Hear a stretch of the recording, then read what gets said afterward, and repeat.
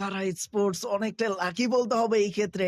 একটুর জন্য কিন্তু এলিমিনেশনটা ঘটে যায়নি। একটুর জন্য 1v3 টা হয়ে যায়নি। লাকি ফ্যাক্টর এখানে কিন্তু ছিল এবং শুধু লাকি বলব না, এখানে প্রিসিয়াস গেম প্লে তারা ডেলিভার করেছে। পুরো টিম ওয়ার্ক ছিল এখানে বলতে হবে যে নিজের যে অ্যাগ্রেশনটা সেটাকে কাজে লাগিয়েছে এবং ইউটিলাইজেশন অবশ্যই কিন্তু এখানে নজর রাখার মতো। বাট ওরাংউটানের একজন প্লেয়ার এখনো টিকে আছে। What is going on man?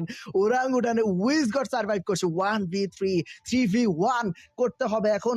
দেখার মতো বিষয় কি হবে, কোন টিম চিকেন নিতে পারবে। অলরেডি উইজগডের পজিশনটা স্যাক্রিফাইসড পজিশনটা সম্পর্কে মানে একেবারে ভালোভাবে নজরটা রয়েছে, অ্যাওয়ার রয়েছে টিম কারা স্পোর্টস এবং পোজার এবং মার্সো সিইও তারা বিভিন্ন অ্যাঙ্গেল থেকে আসার চেষ্টা করছে। লো এইচপিতে রয়েছে উইজগড, পিক করলেই বিপদ। স্টান গ্রেনেড এসেছে, হিল আপ করে নেওয়াটা মাস্ট হ্যাভ।